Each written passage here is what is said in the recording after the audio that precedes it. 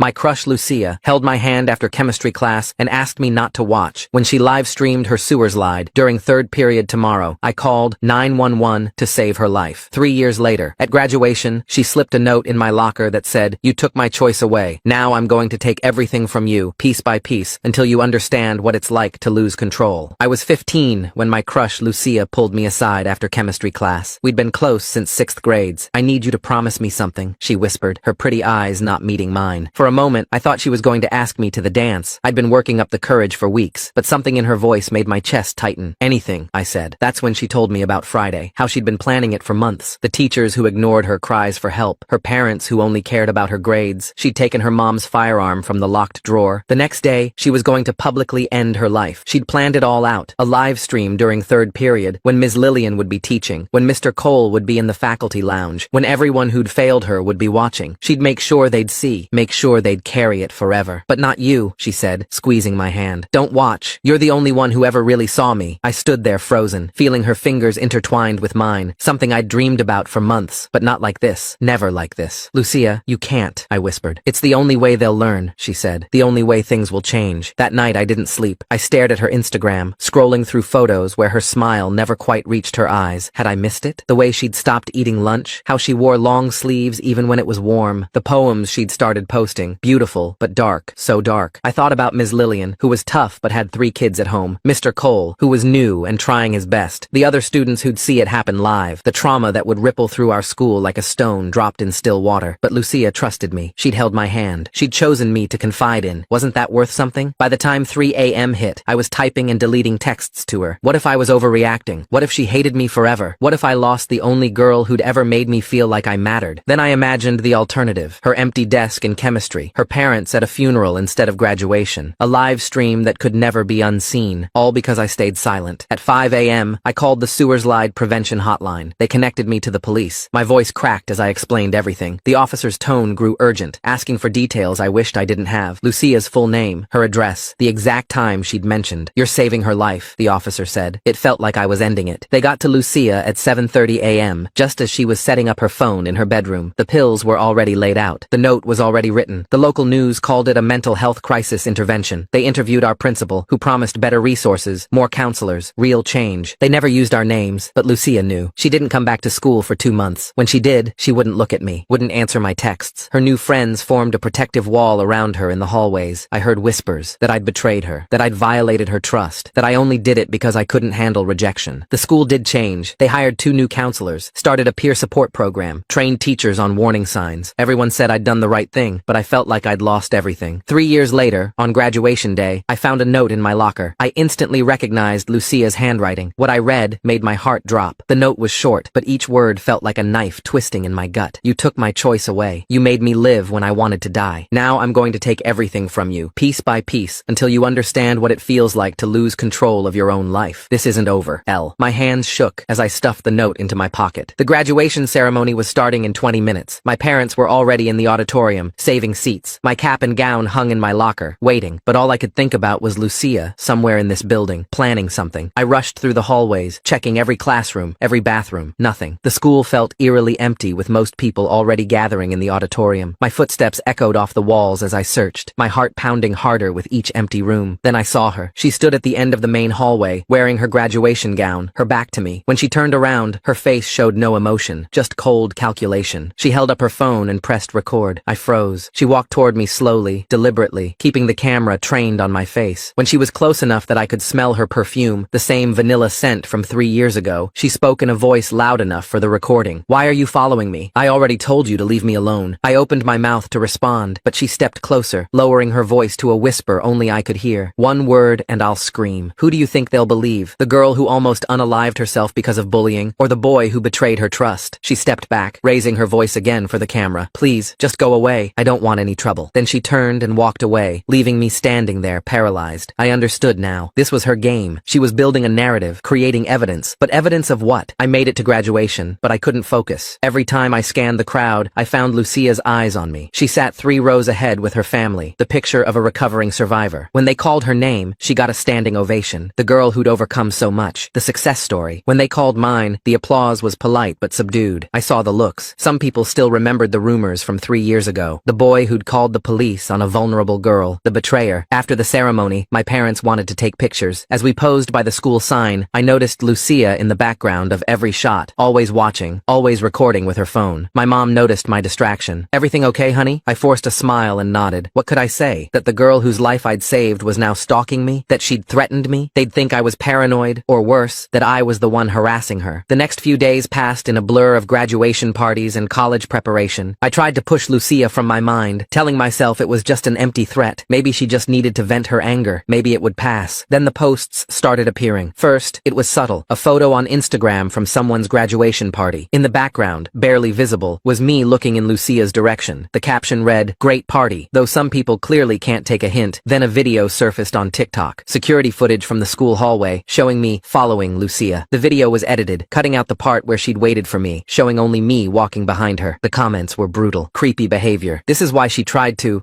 some guys just can't handle rejection. I reported the video, but more kept appearing. Each one carefully edited. Each one painting me as an obsessed stalker who couldn't leave her alone. My Instagram started getting flooded with messages from strangers calling me horrible names. My Facebook was bombarded with friend requests from fake accounts. I tried reaching out to mutual friends, but Lucia had gotten to them first. She'd shown them the videos, told them how I'd been following her, how scared she was. They believed her. Why wouldn't they? She was the victim. She was the one who'd almost died. My parents started noticing my mood changes. I was jumpy, constantly checking my phone, barely sleeping. They asked if something was wrong, but I couldn't find the words. How could I explain that my act of saving someone had turned into my own nightmare? 2 weeks after graduation, I was at the grocery store when I felt someone watching me. I turned to see Lucia at the end of the aisle, phone in hand. She smiled and waved, then typed something. Seconds later, my phone buzzed. A photo of me in the cereal aisle. The caption, "Can't even shop without him showing up. This is getting scary." I abandoned my cart and left immediately, but the damage was done. By the time I got home, the photo was already circulating in our town's Facebook group. People were commenting about calling the police, about protecting Lucia, about how someone should do something about that boy. My mom was waiting in the kitchen when I walked in. Her face was pale, her laptop open on the counter. "We need to talk," she said. She'd seen the posts, the videos, the comments. She wanted to know what was really going on. I tried to explain, but even to my own ears it sounded crazy. A conspiracy by the girl I'd saved? Edited videos? Staged encounters? My mom wanted to believe me. I could see it in her eyes, but doubt crept in. She asked why Lucia would do this. What could she possibly gain? I showed her the note from graduation, but she pointed out it wasn't signed. It could be from anyone. That night, I lay in bed scrolling through my phone, watching my reputation crumble in real time. Friends were unfriending me. College acquaintances were blocking me. 3 years of being known as the guy who saved a life were being erased, replaced by something much darker. Then I noticed something. In one of the videos, a reflection in a window, another person filming. Someone was helping Lucia. She wasn't doing this alone. I screenshot the image and zoomed in. The face was blurry but familiar. Marcus Royval, one of Lucia's new friends. The one who'd been most vocal about protecting her from me. I had my first piece of real evidence, but what could I do with it? Who would believe me? I wonder what Lucia's really thinking with this whole revenge plan she's got going on. She's clearly been planning this for a while, but why wait 3 whole years? There's something about the timing that makes me curious about what else might be going on in her life right now. And more importantly, what was Lucia's endgame? The note said she'd take everything from me piece by piece. My reputation was already in ruins. What came next? My phone buzzed. Another message, this time from an unknown number. "This is just the beginning. Sweet dreams." Attached was a photo of my house, taken from across the street. Tonight, I jumped up and looked out my window. The street was empty, but I knew she was out there, watching, planning, and I was running out of time to figure out how to stop her. I rushed to my parents' bedroom and shook my dad awake. He groaned and checked the clock, but when he saw my face, he sat up immediately. I showed him the photo and explained everything as quickly as I could. My dad grabbed a flashlight and headed outside while my mom called the police. The officers arrived within 15 minutes. They took my statement, examined the photo, and checked the area. They found nothing. No footprints, no evidence anyone had been there. One officer suggested it could have been taken earlier in the day with a timer. The other asked if I'd been having any conflicts with anyone recently. I tried explaining about Lucia, showing them the posts and videos. They took notes, but I could see the skepticism in their eyes. One officer pulled my parents aside. I couldn't hear the conversation, but I saw my mom's worried glances in my direction. After they left, my parents sat me down. My dad suggested maybe I should talk to someone, a therapist perhaps. My mom mentioned that the stress of graduation and starting college could affect people in different ways. They weren't saying they didn't believe me, but they weren't saying they did either. I spent the rest of the night wide awake, refreshing social media obsessively. More posts kept appearing. Photos from different angles at the grocery store I hadn't even noticed being taken. Videos from graduation showing me staring at Lucia. Each post carefully crafted to build a narrative of obsession. By morning, I had 17 missed calls from friends. Not not to check on me, but to tell me to stop, to leave Lucia alone, to get help. My best friend since middle school sent a long text about how disappointed he was, how he never thought I was that kind of guy. I decided to fight back. I created a document with timestamps, showing how the videos were edited, pointing out the inconsistencies. I wrote a long post explaining my side of the story, about saving Lucia's life, about the note, about everything. Within an hour, my post was gone. Reported for harassment, my account was temporarily suspended for violating community guidelines. Meanwhile, Lucia's posts remained up, gathering more views, more angry comments directed at me. My college orientation was in 3 days. I'd been looking forward to it for months, a fresh start at a school 2 hours away, where nobody knew my history. Now I wondered if the story would follow me there too. That afternoon, I drove to the mall to buy supplies for my dorm. I kept my head down, avoiding eye contact with anyone who might recognize me. I was loading bags into my car when I heard a familiar voice. Marcus Royval stood behind me with 2 other guys I recognized from school. They weren't threatening exactly, just standing there, watching. Marcus held up his phone, not recording this time, just showing me the screen. It was a group chat with over 50 members. The group name was Protecting L. He scrolled through the messages, people discussing my whereabouts, sharing sightings, planning ways to intervene if I got too close to Lucia. Some messages were from people I'd never even met, strangers who'd joined the cause after seeing the viral videos. Marcus put his phone away, and the 3 of them walked off without saying a word. The message was clear. I was being watched by an entire network of people who believed I was dangerous. I drove home in a daze. This was bigger than just Lucia now. She'd created a movement, turned herself into a symbol of survival, and me into a symbol of everything wrong with guys who couldn't handle rejection. The truth didn't matter anymore. The narrative had taken on a life of its own. That evening, my mom knocked on my door. She'd been crying. Someone had sent messages to her workplace, warning them about her dangerous son. Her boss had called her in for a meeting. While he wasn't taking any action yet, he'd suggested she might want to take some time off until things calmed down. My dad was in the living room on his laptop, his face grim. He showed me what he'd found. Someone had created a website dedicated to exposing me. It had all the videos, the photos, screenshots of supposed conversations where I'd said disturbing things. The conversations were fake, but they looked real enough. The website had a counter at the bottom. Days since last incident, 0. It updated every time someone reported seeing me near Lucia, even if I was just existing in the same town. My parents were trying to be supportive, but I could see the strain. My mom kept asking if there was something I wasn't telling them. My dad mentioned that maybe I should postpone college for a semester, let things die down. The doubt in their voices hurt more than all the online hate combined. That night, I made a decision. I needed evidence. Real evidence that Lucia was orchestrating this. I started with Marcus Royval. I found his social media profiles, looked through his history. 3 months ago, right around when Lucia returned to school, his posts changed. Suddenly, he was all about mental health awareness, sewer slide prevention, protecting survivors. And in every post about Lucia, there was something subtle, a phrase, a hashtag, something that felt coordinated. I dug deeper, found connections between Marcus and the other people most active in posting about me. They all seemed to have become friends with Lucia around the same time. They all used similar language in their posts. It was organized, planned. Then I found something interesting. A photo from a party 2 weeks before graduation. In the background, barely visible, was Lucia's laptop. The screen showed a document titled Project Restoration. I zoomed in as much as I could. I could make out what looked like phases, timelines, goals. It wasn't much, but it was something. I saved everything, creating my own folder of evidence. But I knew I needed more. I needed someone on the inside, someone who could confirm what Lucia was planning. I thought of Sarah, a girl from our chemistry class who'd been friends with Lucia before everything happened. She'd been one of the few people who hadn't immediately taken sides after the intervention. Maybe she'd listen. I found Sarah working at the bookstore downtown. She saw me coming and her face went tight, but she didn't run or call for help. I approached carefully, keeping my hands visible, maintaining distance. I asked if we could talk. She hesitated, glanced around the empty store, then nodded toward the back corner. We sat at a small reading table, her body tense, ready to bolt. I explained everything as calmly as I could. The note, the videos, the coordination. Sarah listened without interrupting. When I finished, she was quiet for a long moment. Then she told me something that made my blood run cold. Lucia had approached her months ago, wanting her to join what she called her recovery project. She'd explained it as a way to take back control, to show that survivors could be empowered. But the details had made Sarah uncomfortable. The talk of justice, of making sure people understood consequences, of teaching lessons. Sarah had declined to join, and Lucia had cut her off completely. Now Sarah was seeing the results play out online, and she was scared. Not of me, but of what Lucia was capable of. She agreed to help, but carefully. She still had access to some group chats, could see some of the planning. She warned me that Lucia was smart, careful. Everything was designed to look organic, spontaneous. The people helping her genuinely believed they were protecting a victim. Over the next few days, Sarah fed me information. Lucia had phases planned out. First was isolation, cutting me off from support systems. Second was escalation, making me seem became increasingly dangerous. The third phase was something called resolution, but Sarah couldn't find details about what that meant. I was living in a constant state of anxiety. Every time I left the house, I was photographed. Every move I made was documented and twisted. My parents were getting pressure from all sides. Old friends were cutting contact. The college I was supposed to attend had called about concerns they'd received. Then Lucia made a mistake. She got overconfident. I was at the gas station when she appeared, like always, with her phone out. But this time, she spoke to me directly, quietly, while pretending to text. She told me I could make it all stop. All I had to do was publicly admit that I'd saved her life for selfish reasons, that I'd been obsessed with her, that I'd violated her autonomy. She had a statement prepared. If I posted it, recorded a video saying it, she'd call off her campaign. I asked why she was doing this. Her face hardened. She said I'd stolen her choice, her moment of control. I'd made her into a victim, a statistic, someone to be saved. She'd spent 3 years being treated like broken glass, and it was my fault. Now she was taking back control by showing everyone what I really was. I recorded our conversation on my phone in my pocket. The quality was poor, but you could hear her voice, her words. Finally, I had something concrete, but when I tried to use it, I hit another wall. The audio was too muffled, too easy to claim as fake. Lucia quickly spun it as me trying to create false evidence, proof of how desperate and dangerous I was becoming. The harassment intensified. My parents reached a breaking point. My mom was put on administrative leave from work. Marcus showing up with his phone like some kind of social media bounty hunter is peak modern drama. Forget pitchforks and torches. Now we get group chats and location tracking to run people out of town. My dad's clients were calling, concerned about his family situation. They sat me down and suggested maybe I should stay with my aunt in another state for a while, just until things calmed down. I realized this was exactly what Lucia wanted, to drive me away, to make me run. But I was running out of options, and my family was suffering. I agreed to think about it. That night, Sarah sent me an urgent message. She'd found something about Phase 3, about resolution. It was planned for next week, right before I was supposed to leave for college. She didn't have all the details, but it involved a final confrontation, something that would cement the narrative forever. I stayed up all night thinking. Lucia had built a perfect trap. If I fought back, I looked guilty. If I ran, I looked guilty. If I did nothing, the harassment would continue until something broke. My family was cracking under the pressure. My future was evaporating. But then I remembered something. The school's security cameras. The ones that had captured the edited footage of me following Lucia. The full, unedited versions would show the truth. They'd show her waiting for me, orchestrating the encounter. The problem was getting access. The school was closed for summer, and I definitely couldn't just walk in and ask. But I knew someone who might help. Mr. Cole, the teacher Lucia had planned to traumatize with her live stream. He was still at the school, teaching summer classes. I reached out through email, carefully explaining the situation. I didn't expect a response, but the next morning, he replied. He wanted to meet. We met at a coffee shop the next town over. Mr. Cole looked tired, older than I remembered. He told me he'd been watching what was happening online, and something felt wrong to him. He'd taught both Lucia and me. He knew our characters. He couldn't give me the footage directly, but he could file a request for it as part of a broader review of school safety protocols. It would take time, but it was something. As we talked, he mentioned something that caught my attention. After Lucia had returned to school, she'd written an essay for his class about reclaiming power after trauma. He'd been impressed by her writing, but disturbed by some of the content. The essay had talked about justice, about balance, about making sure those who hurt you understood pain. He'd kept a copy, as he did with all concerning student work. He couldn't share it with me directly, but he suggested that if authorities ever got involved, it might be relevant. I left the meeting with the first real hope I'd felt in weeks, but I also knew I was running out of time. Sarah's warnings about Phase 3 loomed. Lucia was planning something big, something final. The next few days were a whirlwind of preparation. I documented everything I could. Sarah carefully gathered more information. My parents, despite their doubts, started to see the patterns I'd been pointing out. The coordination was too perfect, the escalation too calculated. Then Sarah got the details about Phase 3. Lucia was planning to stage a final confrontation, one where I would appear to attack her. She had people ready to witness it, to film it. She'd studied my patterns, knew where I'd be. It would be the final proof of how dangerous I was, justification for whatever came next. But knowing her plan gave me an advantage. For the first time since this started, I could prepare. I could choose not to be where she expected. I could have my own witnesses. I could finally turn her trap against her. The day arrived faster than expected. I was supposed to be at the bank that morning, something Lucia had learned through her network. Instead, I sent my dad in my place while I stayed home. Sure enough, he reported seeing Lucia there with several people, all positioned strategically, all with phones ready. When I didn't show, I could imagine her frustration, her carefully laid plan disrupted, but I knew she wouldn't give up. She'd adapt, find another opportunity. That afternoon, she did something desperate. She came to my house. I was in my room when I heard the doorbell. My mom answered, and I heard Lucia's voice, sweet and concerned, asking if I was home. She was worried about me, she said. She'd heard I was struggling and wanted to help, to clear the air. My mom, still hoping for a resolution, invited her in. I heard them in the living room. Lucia spinning a story about misunderstandings, about wanting to move forward. My mom mom called for me to come down. I knew this was it, another trap. But I also knew I couldn't hide forever. I grabbed my phone, started recording, and went downstairs. Lucia sat on our couch, looking small and vulnerable, the perfect victim. When she saw me, her eyes widened with what looked like fear, but I caught the slight smirk before she hid it. She started talking about forgiveness, about moving past everything. She stood up, moved closer to me. I stayed perfectly still, keeping my distance, making sure my phone captured everything. Then she made her move. She suddenly gasped, stepped back, and knocked over a lamp. It shattered on the floor as she screamed that I'd tried to grab her. But my mom had seen everything. I hadn't moved. I'd stayed exactly where I was. For the first time, Lucia's mask slipped. She looked between us, realizing her mistake. My mom had witnessed the truth. The performance hadn't worked. Lucia tried to recover, claiming she'd been startled, that she was jumpy around me, but the damage was done. My mom asked her to leave. As Lucia gathered her things, she looked at me with pure hatred. At the door, she leaned close and whispered that this wasn't over. She'd make sure everyone knew what kind of person I was, but her threat felt hollow now. She'd overplayed her hand. After she left, my mom sat in shocked silence. She'd seen it with her own eyes, the manipulation, the performance. For the first time since this all started, she fully believed me. We called my dad home from work. Together, we reviewed everything I'd documented. The patterns were clear now. The coordination, the escalation, the calculated nature of it all. My parents were angry, not at me, but at themselves for doubting, at Lucia for what she'd put our family through. But we still needed more. Lucia's network was still active, still spreading the narrative. One failed attempt wouldn't stop her. We needed something definitive. That's when Mr. Cole called. He'd managed to get the security footage through proper channels. He couldn't share it with me directly, but he'd reviewed it as part of the safety protocol assessment. What he'd seen had concerned him enough that he'd felt obligated to report it to the school administration and recommend they involve law enforcement. The footage clearly showed Lucia waiting for me, positioning herself, preparing her phone. It showed her approaching me, not the other way around. It contradicted every claim she'd made about that encounter. Things moved quickly after that. The school administration, worried about liability, launched their own investigation. They found more footage, more evidence of coordination. Some of Lucia's helpers, when questioned officially, admitted to being asked to film certain encounters, to post certain things. The house of cards was starting to collapse. Sarah risked everything to provide one final piece of evidence. Screenshots from the planning chat, where Lucia had explicitly outlined her goals, her phases, her intention to destroy my life as payback for saving hers. The messages were damning, showing clear intent and malice. But even as the truth started to emerge, I felt no satisfaction. Lucia was clearly struggling with mental health issues, trauma from her sewer slide attempt and the aftermath. She'd channeled her pain into revenge, but it came from a place of genuine hurt. The online narrative began to shift. People who'd been so quick to condemn me were now unsure. Some apologized. Others simply disappeared, deleting their posts and comments. The website about me went offline. My parents' workplaces backed off. Friends began reaching out, tentatively, apologetically. The college called to say they were no longer concerned about the allegations. But the damage was done. My reputation was in tatters. My family had suffered. My trust in people was shattered. And Lucia, despite everything coming to light, still had supporters who believed I'd somehow manipulated the evidence. I thought about the girl I'd tried to save 3 years ago, the one with pretty eyes who'd held my hand. I'd wanted so badly to help her, to be her hero. Instead, I'd become her villain, the face of everyone who'd taken away her agency. As I prepared to leave for college, trying to salvage what was left of my future, I received one last message from an unknown number. This time, it wasn't a threat. It was an apology, sort of. The message explained that Lucia had been hospitalized, getting help she needed. It said she understood now that what she'd done was wrong, but that she still couldn't forgive me for saving her that day. She'd needed to feel in control of something, and destroying me had given her that feeling, however briefly. I deleted the message without responding. There was nothing left to say. My parents drove me to college on a gray August morning. We didn't talk much on the drive. We were all exhausted, worn down by months of harassment and fear, but we were together. We'd survived. As we unloaded my things at the dorm, I noticed other families doing the same. Normal families with normal problems. Kids excited about their futures, parents proud and worried in equal measure. I envied them their simplicity. My roommate seemed nice enough. He didn't recognize my name, didn't know my story. It was a fresh start, or as fresh as it could be with the internet existing. I knew the story would follow me eventually. Someone would make the connection, spread the word, but for now, I could pretend to be just another freshman. Security footage that perfectly shows everything. How convenient that Mr. Cole just happens to get access right when it's needed most. The timing of Lucia's desperate house visit feels oddly calculated too. She's been so careful until now. Why suddenly get sloppy in front of witnesses? That night, alone in my dorm room, I thought about choices. The choice I'd made to save Lucia. The choice she'd made to destroy me. The choices we'd both have to live with forever. I'd saved her life, but I'd also taken something from her. She'd tried to take everything from me in return. Neither of us had won. We'd both lost something in the exchange. My phone buzzed with a text from my mom, checking in, then one from Sarah, wishing me luck. Even Mr. Mr. Cole sent a brief email hoping I was settling in well. These people had stood by me when everything seemed lost. That had to count for something. I looked around my small dorm room, at the blank walls waiting to be filled with new memories, new experiences. This wasn't the college experience I'd imagined, but it was mine. The next morning, I woke up to my roommate's alarm. He groaned, threw a pillow at it, and asked if I wanted to grab breakfast. I said yes. It was a small thing, a normal thing, but after months of anything but normal, it felt like a victory. Classes started. I threw myself into them, grateful for the distraction. Psychology, ironically, became my favorite. Understanding why people do what they do, how trauma shapes behavior, how pain can twist into something destructive. Weeks passed. The story didn't follow me as quickly as I'd feared. When it finally did surface, my hallmates' reactions surprised me. Some were curious, some sympathetic. A few avoided me, but most seemed to understand that there were two sides to every story. I even made friends, real ones, who knew my history and chose to know me anyway. We didn't talk about it much, but when we did, they listened without judgment. One night, studying in the library, I saw a news article about Lucia. She was speaking at a mental health awareness event, sharing her story of survival. The article mentioned the boy who'd called for help, saving her life. It didn't name me, and the tone was neutral, factual. She was healing in her own way, finding her own path forward. I closed the article and went back to my studies. We were both moving on, separately, carrying our scars and our stories. The girl with pretty eyes who'd wanted to die, the boy who'd saved her and paid the price, two kids who'd made choices that changed everything. My phone buzzed, a text from a study group, asking if I was coming. I packed up my things and headed out into the night, toward voices and laughter, and the possibility of normal college drama that had nothing to do with the past. The truth was, I'd do it again. Even knowing the cost, I'd still make that call, because Lucia was alive, troubled, angry, but alive. She had the chance to heal, to grow, to become whoever she was meant to be. That had to be worth something. As I walked across campus, I thought about second chances, how Lucia had gotten hers, even if she hadn't wanted it, how I was getting mine now, building a life beyond what had happened. We'd probably never speak again. The damage was too deep, the hurt too raw, but somewhere out there, she was living the life I'd helped give back to her, and here I was, living mine. It wasn't the ending either of us had planned, but it was an ending we could both live with. The first sign that my fresh start wasn't as fresh as I'd hoped came during my second month at college. I was walking back from my psychology lecture when I noticed a familiar figure across the quad. My stomach dropped. Marcus Royval stood near the student union, talking to someone from my dorm. I ducked into the library, my heart racing. Marcus being here couldn't be a coincidence. The college was 2 hours from home, and he'd never mentioned plans to visit. I watched through the window as he showed something on his phone to the student, who nodded and pointed toward my dorm building. That evening, I found my roommate acting strange. He kept glancing at me while pretending to study, and his phone buzzed constantly with messages. When I asked if everything was okay, he mumbled something about being tired and left for the common room. Over the next few days, the atmosphere in my dorm shifted. Conversations stopped when I entered rooms. People who'd been friendly suddenly had somewhere else to be. The study group stopped inviting me. My new friends became mysteriously busy. I recognized the pattern immediately. The isolation phase, just like before. But how? Lucia was supposed to be getting help, focusing on her own recovery, unless she wasn't. Sarah texted me late one night with a warning. She'd seen activity in some of the old group chats. Lucia had been discharged from the hospital weeks ago. She'd convinced her doctors she was better, that she understood her mistakes. But Sarah had heard through mutual friends that Lucia had been planning something new, something she called her final project. I started documenting everything again. The strange looks, the whispered conversations, the way people suddenly had their phones out when I walked by. But this time, I wasn't going to wait for things to escalate. I needed to get ahead of whatever Lucia was planning. My psychology professor had assigned us to write about trauma responses and recovery. As I researched, I found myself understanding Lucia's behavior more clearly. The need for control, the inability to let go, the way trauma could manifest as aggression toward those perceived as taking away agency. It didn't excuse what she was doing, but it helped me see the pattern. Then I found the Instagram account. Truth About Predators had started posting 3 weeks ago, right when Lucia was discharged. The posts were careful, no names mentioned, but the details were unmistakable. Stories about a male student who had a history of stalking vulnerable women, security footage that looked suspiciously like my dorm building, photos taken from angles that suggested someone had been following me. The account grew quickly. My college had a strong culture around protecting survivors, and the posts were crafted to tap into that. Soon, I started seeing people I didn't recognize watching me in the dining hall, following me between classes. I tried reporting the account, but it kept popping up under new names, each time more sophisticated, more believable. Lucia had learned from her mistakes. This time, she wasn't directly connected to anything. She was letting others do the work, creating a movement that seemed organic. My grades started slipping. How could I focus on calculus when I knew people were photographing me in class? How could I write essays when my laptop might be compromised? The paranoia was suffocating, which was exactly what she wanted. One night, my roommate finally broke. He showed me the messages he'd been getting. Anonymous accounts warning him about living with a dangerous person, links to articles about about campus safety, stories that sounded just real enough to plant doubt. He said he'd requested a room change for his own safety. I spent that night in the library, afraid to go back to my dorm. That's when I met Theo. He was a junior, working the late shift at the help desk. He noticed I'd been there every night that week and asked if I was okay. Something about his genuine concern broke through my walls. I found myself telling him everything, not the whole story, but enough, about someone from my past trying to destroy my reputation, about feeling trapped and alone. Theo listened without judgment. Then he told me about his freshman year, when his ex had started a smear campaign against him after their breakup, how he'd learned to document everything, to build a support network, to refuse to let someone else's pain destroy his future. He introduced me to others who'd faced similar situations, not a formal support group, just students who understood what it was like to be targeted. They taught me practical things, how to check for hidden cameras, how to secure my social media, how to recognize manipulation tactics. But Lucia was escalating faster than I could adapt. The Instagram accounts became more specific, more damaging. They started including details that only someone from our high school would know, twisted just enough to sound sinister. My name was never mentioned, but anyone who knew me could connect the dots. The campus security called me in for a meeting. They'd received multiple reports about my behavior, nothing specific enough to take action on, but enough to create a file. They suggested I might benefit from counseling, gave me pamphlets about appropriate behavior. The security officer's expression made it clear he thought where there was smoke, there was fire. I was losing again. But this time, I had people who believed me. Theo and his friends helped me create my own documentation. We tracked the IP addresses of the anonymous accounts, found patterns in the posting times, identified stock photos being used to create fake victims. Then Sarah sent another urgent message. She'd overheard something terrifying. Lucia was coming to campus, not just visiting, but moving here. She'd convinced her parents that being near me would help her healing process, that facing her trauma was necessary for recovery. They'd helped her get an apartment off campus. The next phase was beginning, and I knew it would be worse than before. On campus, she'd have access to everything. My schedule, my habits, my safe spaces. She could orchestrate encounters that would look random, but weren't. She could build her narrative in real time. I considered leaving, transferring schools, starting over somewhere else, but running would confirm every lie she'd spread, and there was no guarantee she wouldn't follow me again. This had to end here. Theo helped me prepare. We mapped out campus, identifying cameras and blind spots. We created a buddy system, ensuring I was never alone in vulnerable situations. We even reached out to Mr. Cole, who provided a written statement about what he'd witnessed, though we knew it wouldn't carry much weight here. Marcus playing detective with his phone while pretending to be casual visitor is peak. I'm definitely not here to cause drama energy. Buddy, everyone knows you don't travel 2 hours just to admire campus architecture. The day Lucia arrived on campus, I felt it immediately. The atmosphere shifted. People who'd started to doubt the rumors suddenly had new conviction. Fresh stories circulated. New witnesses came forward with concerns. I saw her for the first time outside the psychology building. She looked different, healthier, more confident. She was talking to a group of students, gesturing animatedly. When she noticed me, she didn't react, just continued her conversation as if I didn't exist. But I knew this was calculated. She was establishing herself as a presence on campus, building relationships, creating her network. Every interaction was a move in her game. The encounters started small. She'd appear in the coffee shop right after I arrived, forcing me to decide whether to stay or leave. She'd sit in the back of the lecture hall for my psychology class, even though she wasn't enrolled. She was everywhere and nowhere, visible but untouchable. My new friends started getting targeted. Theo received anonymous threats. Others found their social media hacked, embarrassing photos posted. The message was clear. Supporting me came with a cost. Some distanced themselves. I couldn't blame them, but others, like Theo, doubled down. He said he'd faced bullies before and wasn't about to let another one win. The breakthrough came from an unexpected source. My psychology professor pulled me aside after class. She'd noticed Lucia attending lectures without being enrolled. She'd also received several anonymous emails about me that felt orchestrated. As someone who studied human behavior, she recognized manipulation when she saw it. She couldn't intervene directly, but she suggested I look into the college's policies on harassment and stalking. Not to file a report, since that would likely backfire, but to understand my rights and options. She also mentioned that the college took unauthorized access to classes seriously. That gave me an idea. Instead of defending against Lucia's attacks, I could document her actual violations, attending classes she wasn't enrolled in, accessing buildings with someone else's ID, creating a hostile environment for enrolled students. Theo and I spent weeks carefully documenting everything. We didn't focus on the anonymous accounts or the rumors. Instead, we tracked Lucia's physical presence, when she attended my classes, when she appeared in my dorm building without authorization, when she photographed me without consent. The evidence pile grew. Security footage of her tailgating into restricted buildings, sign-in logs showing she'd lied about her reasons for being on campus, photos of her taking pictures of me during lectures. But I knew documentation alone wouldn't stop her. She needed to overplay her hand again, like she had at my house. I needed to create a situation where her mask would slip in front of witnesses. The opportunity came came during a campus safety workshop. The topic was bystander intervention, and I knew Lucia wouldn't miss the chance to attend. Sure enough, she was there, sitting with a group of students she'd befriended. During the discussion portion, the facilitator asked about personal experiences with feeling unsafe on campus. I raised my hand. Calmly, without naming names, I described being followed between classes, photographed without consent, and having someone attend my lectures without being enrolled. I watched Lucia's face tighten. This wasn't part of her script. When the facilitator asked follow-up questions, I provided specific details. The dates, the times, the locations. Other students started nodding, recognizing the behaviors. Lucia couldn't help herself. She interrupted, saying that sometimes people misinterpret innocent actions as threatening, that maybe the person I was describing had their own reasons for being in those places. Her voice was controlled, but I could see the anger underneath. The facilitator, trained in recognizing manipulation, picked up on the dynamic immediately. She redirected the conversation, but I saw her make a note. After the workshop, she asked to speak with both Lucia and me separately. I went first, providing my documentation. The facilitator's expression grew more concerned as she reviewed it. This wasn't about rumors or social media anymore. This was about concrete policy violations. When Lucia emerged from her meeting, her face was flushed. She'd been informed that attending classes without enrollment was grounds for removal from campus, that photographing students without consent violated privacy policies, that she needed to provide legitimate reasons for her presence in campus buildings. But Lucia wasn't done. That night, the anonymous accounts exploded with new content. Fake screenshots of messages I'd supposedly sent, doctored photos suggesting inappropriate behavior, a coordinated campaign to destroy me before the administration could act. My phone rang at 2 a.m. It was Theo, panicked. Someone had called the police, reporting that I was planning something dangerous. Multiple anonymous tips had come in. The police were looking for me. I stayed calm, called campus security myself, and explained the situation. I was in my dorm room, exactly where I was supposed to be. When the officers arrived, I cooperated fully. They quickly realized the reports were false, but the damage was done. Another file, another record of police involvement. The next morning, I made a decision. I was done playing defense. I walked into the administration building and filed a formal complaint. Not about the rumors or the social media campaign, but about the documented policy violations, the unauthorized class attendance, the illegal photography, the false police reports. I named Lucia directly, provided all my evidence, the security footage, the witness statements, the pattern of behavior. I also included Mr. Cole's statement and the documentation from high school, establishing a pattern of harassment. The administration had to act. This wasn't about he said, she said anymore. This was about clear violations with evidence. They launched an investigation. Lucia tried to spin it as retaliation, but the evidence was too strong. The security footage didn't lie. The false police reports could be traced. Her own friends, when questioned officially, admitted she'd asked them to watch me, to report my movements. The investigation took 2 weeks. During that time, Lucia escalated desperately. She staged another confrontation, this time in the dining hall, trying to provoke a reaction. But I was ready. I kept my distance, stayed calm, let her performance play out in front of hundreds of witnesses. When she realized I wouldn't engage, she made her biggest mistake. She grabbed my arm as I tried to leave, screaming that I was running away again, that I couldn't face what I'd done. But this time, dozens of phones captured the truth. Me trying to leave peacefully, her physically preventing me, her aggression, not mine. Security intervened. The whole incident was recorded on multiple cameras. There was no way to edit or spin what had happened. Lucia had finally shown her true face in a way that couldn't be denied. The administration's decision came down a week later. Lucia was banned from campus. Her unauthorized presence would be considered trespassing. The false police reports had been referred to local authorities. Several students who'd helped spread false information received warnings. But even in defeat, Lucia tried one last manipulation. She posted a long message on social media about being silenced, about powerful institutions protecting predators. Some people believed her. They always would. But the majority saw through it now. The evidence was too overwhelming. I thought it was over. But a month later, I received a letter. Not from Lucia, but from her parents. They apologized for not seeing what their daughter was doing. They explained that she was getting real help now, intensive therapy with specialists who understood her condition. They thanked me for saving her life 3 years ago, even though she couldn't see it that way. They also included a letter from Lucia. I hesitated before opening it. Her handwriting was different, less controlled. She didn't apologize exactly, but she acknowledged what she'd done. She wrote about the therapy, about understanding her need for control, about learning to live with the choice I'd taken from her. She ended by saying she was transferring to a school across the country, that we'd never cross paths again. I didn't respond. There was nothing to say, but I kept the letter as a reminder that even our darkest choices can come from places of deep pain. The rest of my freshman year passed quietly. The rumors faded. New scandals replaced old ones. Some people still looked at me suspiciously, but most moved on. I rejoined study groups, made new friends, rebuilt what had been torn down. Theo became my closest friend. We'd been through something intense together, and that created a bond. He introduced me to his girlfriend, Margaret, who'd had her own experience with a stalker. The three of us formed our own support network. My My grades recovered. My psychology professor became a mentor, helping me understand not just what had happened, but why. I wrote my final paper on trauma responses and the cycle of victim and aggressor. It was the best work I'd ever done. Sarah stayed in touch. She was proud of how I'd handled everything, how I'd found a way to fight back without becoming cruel myself. She was applying to law school, inspired by seeing how the system could work when properly engaged. Mr. Cole sent an email near the end of the year. He'd heard about what happened at college and wanted me to know he was proud of how I'd handled it. He reminded me that saving a life was never wrong, even when the person couldn't appreciate it. Summer arrived with its promise of a fresh start. I decided to stay on campus, taking classes and working in the library. Lucia's parents writing to thank him for saving their daughter's life while she was actively trying to destroy his seems oddly timed. The whole family dynamic here feels strange. Where were they during all this stalking and harassment that apparently required intensive therapy with specialists? I needed to reclaim this space as mine, to build new memories that weren't tainted by fear and paranoia. One evening, I was studying in my favorite spot when my phone buzzed. For a moment, my heart raced, expecting another anonymous threat. But it was just my mom, sending pictures from a family barbecue. Normal, everyday life continuing despite everything. I realized then that Lucia hadn't won. She'd tried to take everything from me piece by piece, but I'd rebuilt each time. My family still loved me. I had real friends who'd stood by me. I was still in college, still moving toward my future. The scars were there. I still checked over my shoulder more than I should. I still felt my pulse quicken when I saw someone who looked like her. But I was healing too, just like she was. As I packed up my books that night, I thought about the strange symmetry of it all. 3 years ago, I'd saved Lucia's life and changed both our futures. She'd spent years trying to destroy mine in return. But in the end, we were both still here, still fighting, still trying to find our way forward. The campus was quiet as I walked back to my dorm. Summer students moved in small groups, laughing about something on someone's phone. The normalcy of it felt like a gift. I was just another student walking home, anonymous in the best way. My phone buzzed again. This time it was Theo, asking if I wanted to grab pizza with him and Margaret. I smiled and texted back, yes. Life was moving forward, one normal moment at a time. That's all I'd wanted from the beginning. Not to be a hero or a villain, just to be a regular college student worried about exams and weekend plans. Lucia had tried to take that from me, but she'd failed. I was still here, still myself, still choosing to see the good in people despite everything. As I entered my dorm, I made a decision. I would take the lessons from this experience, but I wouldn't let it define me. I'd saved a life once and paid a price for it, but I'd also learned to save my own life, to fight for my own future. Tomorrow would bring new challenges, but they'd be normal ones. Classes to attend, papers to write, friends to meet. The kind of problems I'd dreamed of having during those dark days when Lucia's campaign was at its worst. I climbed the stairs to my room, feeling lighter than I had in months. Whatever came next, I was ready for it. Not because I was strong or special, but because I'd learned that sometimes the best revenge is simply refusing to be destroyed. The door to my room closed behind me with a quiet click. Outside, life on campus continued. Inside, I opened my laptop and started working on my summer coursework. Just another student, just another night, just another step toward whatever future I could build. It wasn't the ending either of us had planned 3 years ago, but it was real, and it was mine, and that was enough. Thanks for hanging out and letting me toss in my clever takes. Always fun being your witty sidekick for the ride. Catch you on the flip side. If you made it to the end, drop a comment. I love reading all your comments.